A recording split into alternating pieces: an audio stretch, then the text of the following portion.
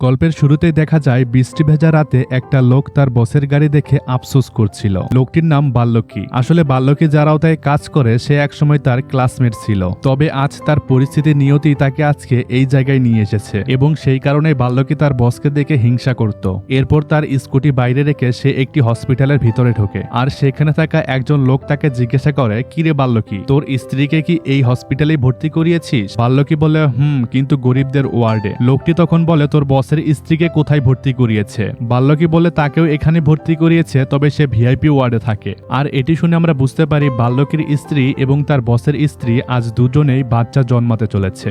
আর ঠিক একটু পরে একজন নার্স এসে বাল্যকীকে বলে, আপনার ছেলে সন্তান হয়েছে। বাল্যকী বলে, এটা তো হওয়ারই ছিল। আর ঠিক একটু পরে ডাক্তার রামচন্দ্রকে গিয়ে বলে, আপনারও ছেলে সন্তান হয়েছে। এটা শুনে তো রামচন্দ্র অনেক খুশি হয়ে যায় আর বলে বাচ্চাটিকে মায়ের কাছে রেখে আসতে। নার্স তখন বাচ্চাটিকে তার মায়ের কাছে রাখতে যাবেই ঠিক তখনই সে বুঝতে পারে বাচ্চাটি নিঃশব্দ হয়ে গেছে, এমনকি বাচ্চাটি নিঃশ্বাস পর্যন্ত নিচ্ছে না। নার্স তো তখন অনেক ভয় পেয়ে যায় আর বাচ্চাটিকে সেখানে রেখেই চলে যায়। তবে সেখানে আবার বাল্যকীও ছিল। নার্স তখন বাল্যকীকে বাচ্চাটির সম্পর্কে বলে, ডাক্তার যখন চেক করেছিল তখন বাচ্চাটি ঠিকই ছিল, এখন বাচ্চাটি নিঃশ্বাস চলছে না, আমি কি করব? তারা এখন আমার উপর যদি দোষটা চাপিয়ে দেয় তাহলে তো আমি বরবাদ হয়ে যাব। আর তখনই বাল্যকীর মাথায় শয়তানি একটা বুদ্ধি আসে। সে তার সন্তানকে বড়লোকের ঘরে মানুষ করার জন্য নার্সকে বলে, আমার নিজের সন্তানকে বসের সন্তানের জায়গায় আর বসের সেই মৃত সন্তানকে আমার বাচ্চাটির জায়গায় রাখো।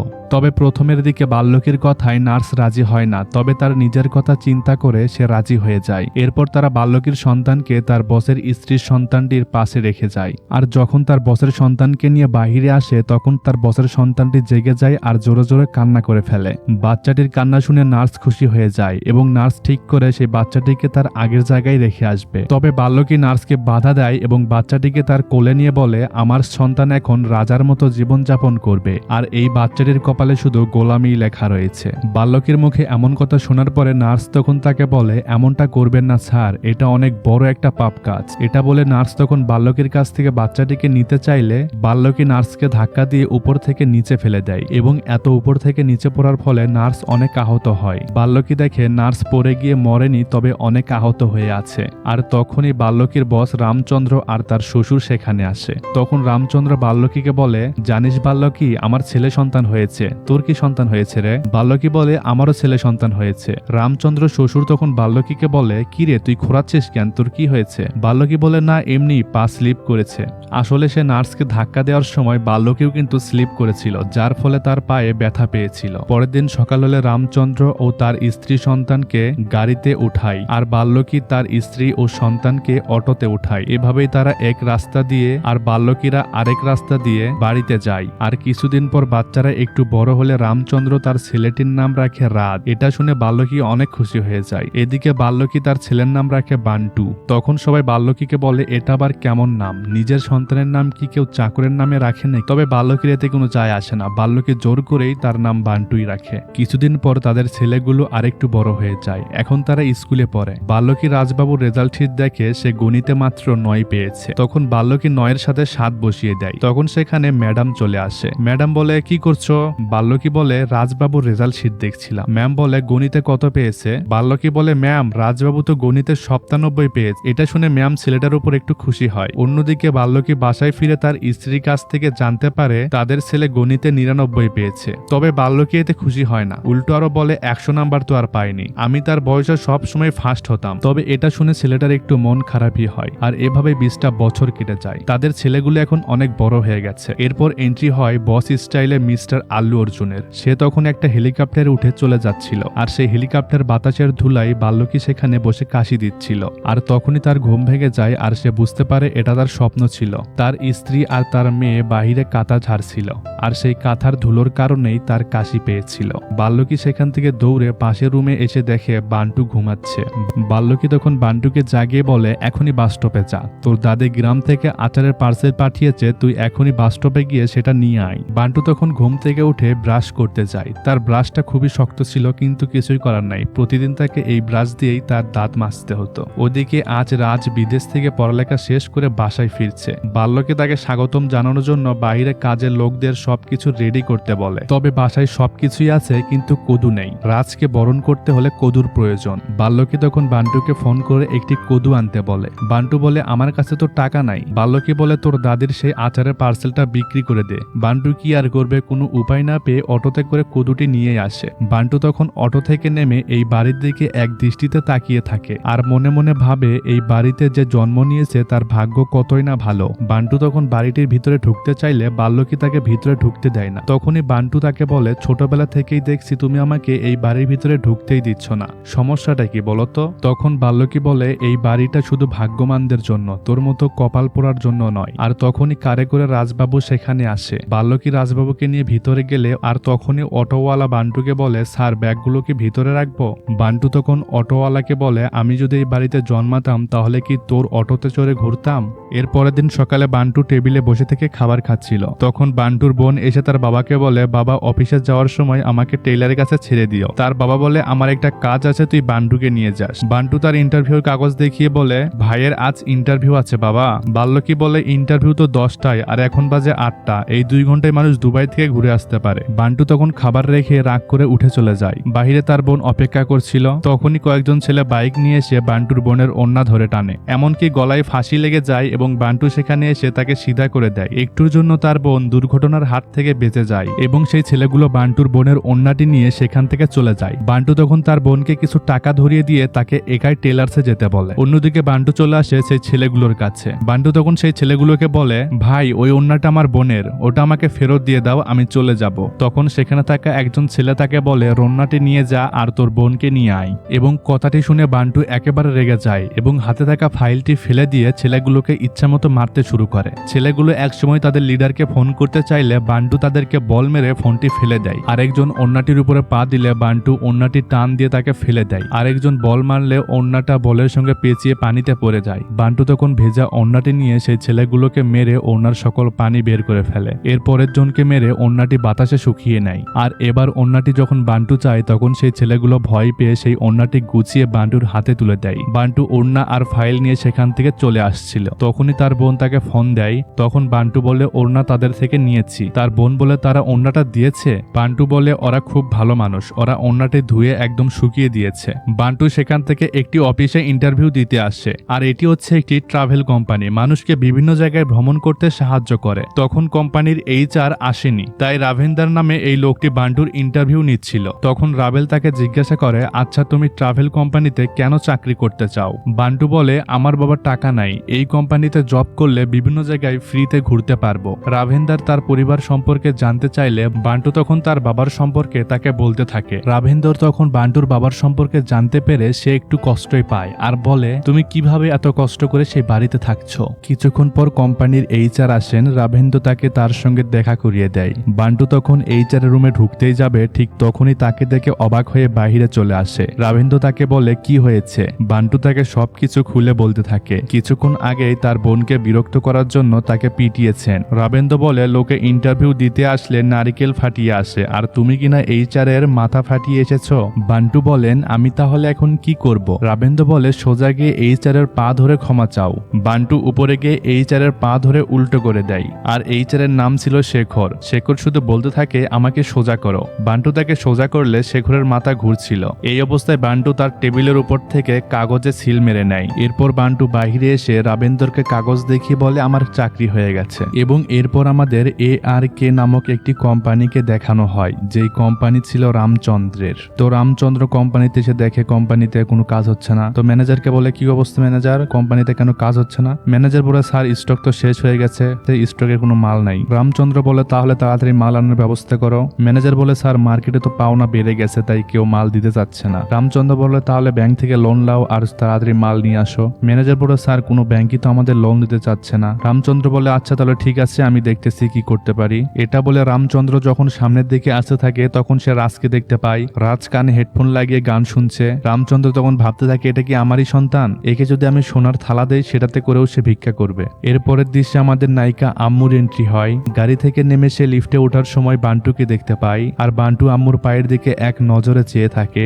বান্টুর চুলের এমন অবস্থা দেখে আম্মু বান্টুর চুলের দিকে তাকায়। বান্টু আম্মুর পায়ের দিকে তাকিয়ে থাকে আর আম্মু বান্টুর চুলের দিকে তাকিয়ে আছে। আম্মু বান্টুকে গুড মর্নিং বললে বান্টু কোথায় যেন হারিয়ে যায়। আম্মু যখন আবারও তাকে গুড মর্নিং বলে বান্টু তখন আম্মুর পায়ের দিকে তাকিয়ে সেও গুড মর্নিং বলে। আম্মু বান্টুকে জিজ্ঞাসা করে কত নম্বর ফ্লোরে যাবেন, কিন্তু বান্টু বলে আপনি যেখানে নিয়ে যাবেন সেখানেই যাব। তো এরপর তাদের ফ্লোর আসলে আম্মু লিফট থেকে নেমে যায়, কিন্তু বান্টু আম্মুর পায়ের দিকে এক নজরে তাকিয়েই থাকে। বান্টু তখন অফিসে এসে রাভিন্দর আর শেখরকে বলে লিফটে একটা মেয়েকে দেখলাম, কি যে সুন্দর। আচ্ছা সেই মেয়েটি কি এই অফিসেই কাজ করে? রাভিন্দর তখন তাকে বলে এসব মেয়ের দিকে মন না দিয়ে কাজে মন দে, আর এখন যা বসের সঙ্গে দেখা করে আয়। বান্টু বলে বস এসেছে, তাহলে তো দেখা করতেই হবে। বান্টু যখন বসের রুমের দরজাটি খুলেই তখন আম্মুকে দেখতে পায় এবং চমকে ওঠে। সাথে সাথে দরজা বন্ধ করে দিয়ে সে চলে আসে। এরপর রাভেন্দর ও শেখরকে সেই লিফটের ঘটনাটি খুলে বলে। শেখর বলে তোর বোনকে বিরক্ত করেছিলাম বলে তুই যে মারগুলো আমাদেরকে দিয়েছিলিস, আর তুই এখন অন্য একটা মেয়ের পেছনে ঘোরা শুরু করে দিয়েছিস। বান্টু বলে আমার ভুল হয়ে গেছে, এখন আমার একটা উপায় বলে দাও। রাভেন্দর বলে কাল যেভাবে শেখরের পা ধরে ক্ষমা চেয়েছিলি, আজও ম্যামের পা ধরে ক্ষমা চা। বান্টু ঠিক আছে বলে ভিতরে গেলে বান্টু বলে আমি তো নজর সরাতে পারছি না ম্যাডাম। আম্মু বলে তোমার আমার হয়ে কাজ করার ইচ্ছা নাই নাকি? বান্টু বলে হ্যাঁ হ্যাঁ ম্যাডাম, আমি শুধু আপনার সাথেই কাজ করব আর কারোর সাথে করব না। বান্টুর এসব দেখে আম্মু তখন তাকে সাজা দেওয়ার জন্য একটি ট্রাভেলারদের সঙ্গে একটি মরুভূমিতে পাঠিয়ে দেয়, যেখানে এতটাই গরম আকাশ থেকে পাখি পড়ে সেখানেই পুড়ে যায়। এটা দেখে বান্টু তখন বলে এখানে হয়তো মানুষদের রান্না করতে হয় না, এজন্যই হয়তো এখানে মানুষ ভ্রমণ করতে আসে। তো রাতের বেলা সে দুজন কাপলের সঙ্গে বসেছিল। একটু পর তারা উঠে তাঁবুর ভেতরে ঢুকে, আর বান্টু তখন আম্মুকে ফোন করে বলে ম্যাডাম 3 দিন তো হয়ে গেল কোনো মানুষকে দেখিনি, যাদের সাথে এসেছি তারা শুধু তাঁবুর ভেতরেই কাটিয়ে দেয়। আসলে সেই সময় তারা তাঁবুর ভেতরে চোর পুলিশ খেলছিল। একটু পর তাঁবুর দড়িটি ছিঁড়ে গেলে বান্টু কোনো মতে পরিস্থিতি সামাল দেয় আর ম্যাডামকে বলে এখান থেকে অন্য জায়গায় পাঠাতে। আম্মু বলে অন্য জায়গায় যাবে, তাহলে ঠিক আছে পাঠিয়ে দিচ্ছি। এবার তাকে দুজন কাপলের সঙ্গে আইসল্যান্ডে পাঠিয়ে দেয়, যেখানে ছিল শুধু বরফ আর বরফ। বান্টু আবার আম্মুকে ফোন করে আর বলে আমাকে অফিসের 4 দেয়ালের মাঝেই কাজ দেন, সারাদিন সেখানেই পড়ে থাকবো, তবু আমাকে এখান থেকে উদ্ধার করুন। তো এর পরের সিনে আমাদেরকে বাল্যকীকে দেখানো হয় যে সেই হাসপাতালের নার্সের সঙ্গে দেখা করতে এসেছে। বাল্যকী তাকে উপর থেকে নিচে ফেলে দেওয়ার কারণে সে মূলত এখন কোমায় চলে গিয়েছে। বাল্যকী তাকে দেখার জন্য প্রতি মাসেই 2টা করে আপেল নিয়ে আসে। বাল্যকী তাকে বলে অনেক দুনিয়া দেখেছো, এখন উপরের দুনিয়াটা দেখে আসো, আমি গ্যারান্টি দিচ্ছি যে তুমি স্বর্গই পাবে। এটা বলে বাল্যকী সেখান থেকে চলে যাচ্ছিল, কিন্তু হঠাৎই সে থমকে দাঁড়ায়, কারণ পেছন ঘুরে সে দেখতে পারে সেই মেয়েটি তার হাতটি ধরেছে। বাল্যকী তখন ভয়েতেই হাঁপাতে শুরু করে। সে তখন ডাক্তারকে ডাকে, ডাক্তার ও নার্স এসে তাকে চেক আপ করে, কিন্তু তখনও বাল্যকী হাঁপাচ্ছিল। ডাক্তার এসে বাল্যকীকে বলে যদি তিনি কোমায় থাকেন তাহলে 2 বছর আর সে জীবিত থাকবে, আর যদি সে কোমা থেকে বের হয় তাহলে 2 মাসে জীবিত থাকবে। বাল্যকী কথাগুলো শুনে এবার একটু যেন শান্তি পায়। এরপর আম্মু ও বান্টু তারা দুইজন মিলে ব্যবসার কাজে ফ্রান্সে চলে আসে। সেখানে এসে তারা অনেক মজা করে আর একটি গান শুরু হয়ে যায়। গানের তালে তালে বান্টু আম্মুকে পটানোর চেষ্টা করছিল, আর এভাবেই কয়েকটা দিন কেটে যায়। এবার তারা ভারতে ফিরে আসে। পরের দিশে খাবার খাওয়ার সময় রাজকে তার নানা একটি লোকের কথা বলছিল তিনি একজন ভয়ানক লোক। এন্ট্রি হয় এই সিনেমার ভিলেন নাইডুর। সে একজন উকিলকে গলায় সুতা পেঁচিয়ে মেরেছিল। রাজ নাইডুর কথা শুনে অনেক ভয় পেয়ে যায়। তার নানা বলে ভয় পেও না, তোমাকে নাইডুর সঙ্গে দেখা করতে হবে না, তোমার দেখা করতে হবে তার ছেলের সঙ্গে। তার ছেলের নাম সুরার।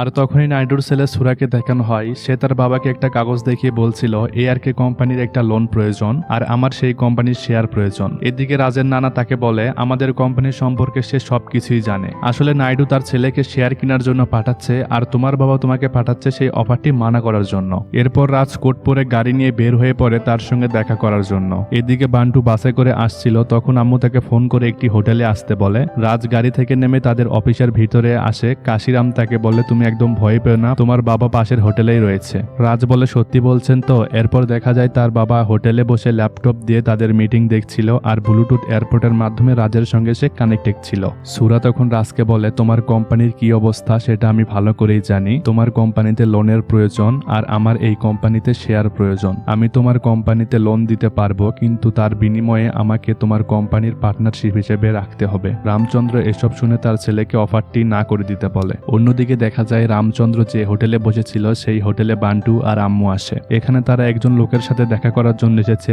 এই লোকটি আম্মুর কোম্পানিতে 5 কোটি টাকা লাগিয়েছিল, যেটা এখন হয়ে দাঁড়িয়েছে 50 কোটি টাকাতে। লোকটি আম্মুকে বলে তোমার কোম্পানি আমার কাছে বিক্রি করো, আমি তার বিনিময়ে 100 কোটি টাকা দিতে রাজি আছি। আম্মু অবাক হয়ে বলে বলেন কি স্যার? এদিকে সুরাও রাজকে বলে বলো আমার শর্তে রাজি আছো কিনা। রাজের বাবা তাকে না করে দিতে বলেছে, কিন্তু রাজ ভয়েতে মুখ খুলতে পারছে না, এমনকি তাকে নাও করে দিতে পারছে না। তখন রামচন্দ্র ভিডিও কলের সামনে থাকা প্রজেক্টরে এসে তাকে বলে আমরা কোনো ধর্মশালা খুলিনি যে যেখানে সেখানে এসে তারা বসে যাবে। এটা আমাদের ফ্যামিলি বিজনেস, জোর করলে আর পরিণতি খুব খারাপ হবে। এখনই বের হয়ে যেতে বলো আমার অফিস থেকে। সুরা তখন অনেক অপমানিত হয়ে সেখান থেকে বের হয়ে আসে। ওদিকে রামচন্দ্র যেখানে বসেছিল তার পেছনে বান্টুরা মিটিং করছিল। আম্মুর লোকটির কথাগুলো শুনে বলে স্যার আমাদের কোম্পানি মিডল ক্লাস লোকদের জন্য, যাতে করে অল্প টাকার ভিতরে তারা ভ্রমণ করতে পারে। লোকটি বলে আমি এসব শুনতে চাই না, আমি শুধু এটাই শুনতে চাই তোমার কোম্পানি আমাকে দিবে কিনা। তবে আম্মু আবার এই লোকটির উপর না বলতে পারে না। এটা দেখে রামচন্দ্র বলে জানি না এখনকার ছেলে মেয়েদের মুখের উপর না বলতে সমস্যাটা কি হয়। লোকটি বলে তুমি যদি আমাকে তোমার কোম্পানিটা না দাও তাহলে দেখো আমি তোমার কি অবস্থা করি। লোকটির কথা শুনে তো বান্টু খুবই রেগে যায় আর তার হাতে থাকা ফাইলটি টেবিলের উপরে রাখে। আর সাথে সাথে তার লোকেরা বান্টুকে মারতে আসলে বান্টু তার লোকদেরকে ইচ্ছা মতো মারতে থাকে। একসময় লোকটির কাছে বান্টু গিয়ে বসে তাকে বলে তুমি যদি কাউকে অফার দাও সেটা যদি না বলে তার উত্তর নাই হয়, আর সেটা কোনো মেয়ে মানুষ হলে তো কোনো কথাই বলা যাবে না। এটা বলে বান্টু আর আম্মু সেখান থেকে চলে আসে। আর রামচন্দ্র বান্টু আর আম্মুকে দেখে। রাতে বাসায় ফিরে রামচন্দ্র তার শ্বশুরকে এই বিষয়ে খুলে বলছিল যে সেই ছেলেকে দেখে মনে হচ্ছিল সে আমার নিজের রক্তের কেউ। আর তার শ্বশুর বলে তুমি শুধু সেই ছেলেকেই দেখেছো, কিন্তু সেই মেয়ের সাহসটি দেখেছো? সে তার ছোট কোম্পানিকে কত বড় করেছে। তাহলে ভেবে দেখো সেই মেয়েটিকে যদি আমাদের কোম্পানিতে নিয়ে আসা যায় তাহলে আমাদের এই কোম্পানিকে আরো কত বড় করে ফেলবে। রামচন্দ্র বলে আপনি কি বলতে চাচ্ছেন? তার শ্বশুর বলে রাজের সাথে যদি এই মেয়েটির কোনো মতে বিয়ে দেওয়া যায় তাহলে রাজও এই কোম্পানি দুটোই শুধরাবে। তো যেই ভাবা সেই কাজ। পরের দিন আম্মুর বাবা আম্মুকে না জানিয়ে রাজের বাসায় আসছিল। ওদিকে রাজ ও নন্দিনী একে অপরকে ভালোবাসে, কিন্তু তারা তাদের পরিবারকে জানাতে পারছিল না আম্মুকে রাজের সাথে বিয়ে দিবে। এটা শুনে নন্দিনী অনেক মন খারাপ করে। কিছুক্ষণ পর রাজ তার বাসায় ফিরলে আম্মুর বাবা তাকে জড়িয়ে ধরে বলে এটাই তাহলে আমার জামাই। তাদের ইচ্ছে না থাকা সত্ত্বেও পরিবারের চাপে রাজ আম্মুর হাতের আংটি পরিয়ে দেয়। এর পরের দিন নাইডুর রামচন্দ্রের সঙ্গে দেখা করার জন্য তার অফিসে আসে। নাইডুর তখন তাকে বলে আমার ছেলে আমার মতো হতে চায় না, তোমার মতো বিজনেসম্যান হতে চায়, এই জন্য আমার ছেলেকে তোমার কোম্পানিতে শেয়ার দিও। রামচন্দ্র বলে আমি শেয়ার বেচবো না, এটা অনেক আগেই তাকে বলে দিয়েছি। তখন নাইডুর তার ছাতা রামচন্দ্রের বুকে ঢুকিয়ে দেয় আর বলে আমি আমার ছেলের জন্য সবকিছুই করতে পারি, যে তার কথা শুনবে না আমি তাকেই মেরে ফেলে দিব। এটা বলে রামচন্দ্র সেখান থেকে চলে আসে। সেই সময় বান্টু আর আম্মু রামচন্দ্রের সঙ্গে দেখা করার জন্য সেখানে আসে, কিন্তু ভিতরে এসে তারা দেখতে পারে সেখানে রামচন্দ্র নেই। বান্টু তখন এদিক সেদিক তাকাতেই হঠাৎ করে তার সামনে রামচন্দ্রকে পড়ে থাকা অবস্থায় দেখতে পায়। বান্টু আর আম্মু তাকে নিয়ে তাড়াতাড়ি করে হসপিটালে যাচ্ছিল, কিন্তু তারা যাতে বিল্ডিং থেকে বের না হতে পারে এই জন্য নাইডুর লোকেরা গাড়ি আটকে দেয়, লিফট বন্ধ করে দেয় আর সবগুলো দরজাতে তালা লাগিয়ে দেয়। এদিকে বান্টু ভাবছিল কিভাবে রামচন্দ্রকে নিয়ে বের হওয়া যায়। তখন একটা জিনিস দেখে বান্টু থেমে যায় আর নাইডু উপরের দিকে তাকালে বান্টুকে দেখতে পায় যে কিনা বাহিরে কাজ করা লিফটের মাধ্যমে রামচন্দ্রকে নিচে নামাচ্ছে। রামচন্দ্রকে নিচে নামিয়ে ড্রাইভারকে ফেলে দিয়ে সে গাড়ি নিয়ে হসপিটাল দিকে রওনা দেয়। রামচন্দ্রকে ভিতরে নেওয়ার সময় সেদিক দিয়ে কোমা থাকা সেই নার্সকেও নিয়ে যাওয়া হচ্ছিল। তিনি রামচন্দ্রকে দেখেই কোমা থেকে জেগে যায় আর তখনই তাকে চিনতে পারে। রামচন্দ্রকে ভিতরে নিয়ে গেলে বান্টু সেই নার্সের বেডটি দেখতে পায়, সেই বেডটি একা একা সামনের দিকে যাচ্ছে। বান্টু দৌড়ে গিয়ে সেই নার্সের বেডটি ধরে ফেলে এবং তাকে বলে একটু দাঁড়ান, ডাক্তার এখনই আসছে। তখন সেই নার্স বান্টুকে কিছু বলার চেষ্টা করছিল। তিনি বান্টুকে রামচন্দ্রকে দেখিয়ে বলে উনি কি তোমার বাবা? বান্টু বলে না, উনি আমার বাবা নয়। আর ঠিক তখনই বাল্যকী আসলে বান্টু তাকে দেখিয়ে বলে ওই যে ওইটা আমার বাবা। নার্সটি তখন বাল্যকীকে দেখেই চিনতে পারে আর বান্টুকে বলতে থাকে সে তোমার বাবা নয়, তোমার বাবা হচ্ছে রামচন্দ্র, যাকে এখনই ভিতরে নিয়ে গেল। বান্টু তখন মনে মনে ভাবছিল এই মহিলাটির মাথায় হয়তো সমস্যা রয়েছে। বান্টু তখন সেই মহিলাটির কথাগুলো শুনতে চাচ্ছিল না আর সেই সময় বান্টুকে নার্স চর মারে আর বলতে থাকে বাল্যকী তোমার বাবা নয়, তোমার বাবা রামচন্দ্র। বান্টু বলে আপনি আমার বাবার নাম কিভাবে জানলেন? আপনি কি তাকে চেনেন? মহিলাটি তাকে সবকিছু খুলে বলে তুমি জন্মের পর বাল্যকী আর আমি তোমাকে পরিবর্তন করে দিয়েছিলাম, তোমার বাবা বাল্যকী নয়, তোমার বাবা রামচন্দ্র। এসব কথা শুনে বান্টু কি করবে কিছু বুঝতে পারছিল না। সেই মহিলা নার্স বান্টুর কলার ধরে জোরে জোরে বলতে থাকে